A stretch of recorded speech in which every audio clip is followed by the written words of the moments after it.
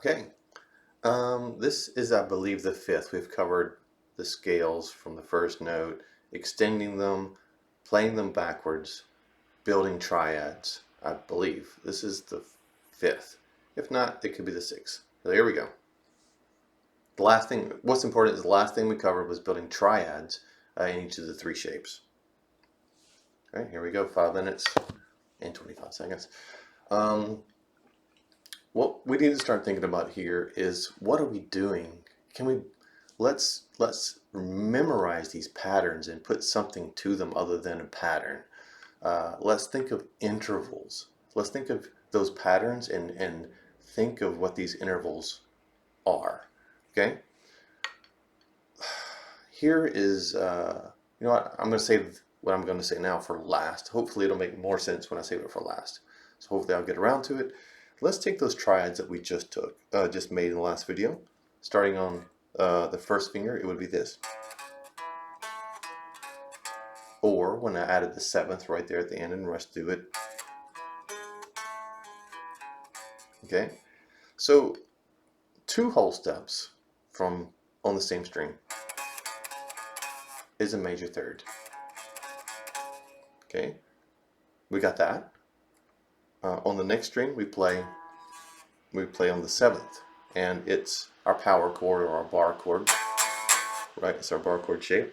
So get a really good grip that from here to here, like for this example, from that's a 5th, perfect 5th. Root note, next string over, up 2 frets is a 5th.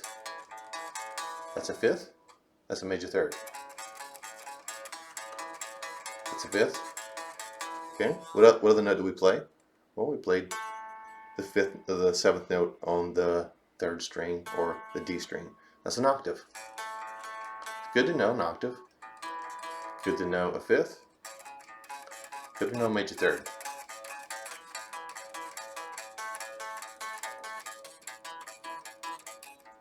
So what I want you to do is start thinking about those intervals as what they are.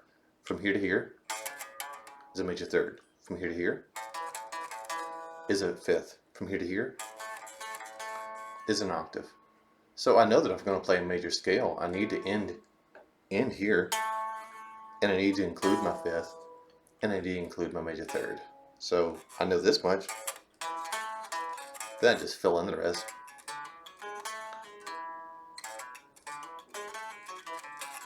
Right? The rest are a bunch of notes.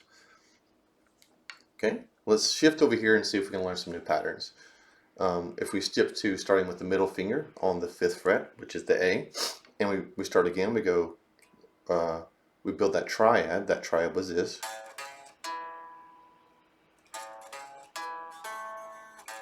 Or with the 7th is, yeah, we'll include the 7th. So what we got is, it's still 1-3, right? 1-3, but it's in a different place. Before, a 1-3 was here. Same string. Same string, we can't play, we can't incorporate that into a chord because we can't play both at the same time. But here, we can.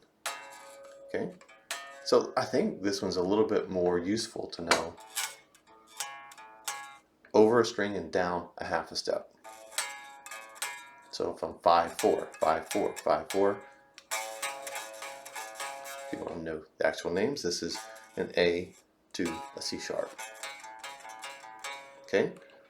A to C sharp, A to C sharp. That's still A to C sharp, A to C sharp. It's a third. 2 different ways to play a major third. We're calling it a major third because in our major scale, it's the 3rd note. Okay?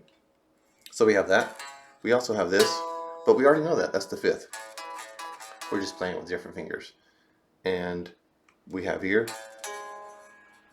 We have here again. Well, of course, we're going to have the octave shape. We already know that octave shape. And we didn't say it before, but we also have the 7th shape. When we played it here, this is our octave shape. Our octave shape is, I'm sorry, our seventh shape. Our seventh shape is just the octave shape, but take the octave note and shift it down a half a fret, because in a major scale, the seventh note of that scale is always just one fret below it. Right? We're out of time, so let's wrap that up. So we got a third, we got a fifth, we got an octave, we got a major seven, we got a third, we got a fifth, we got a major seven right below our octave. I'm out of time, so we'll continue this next time.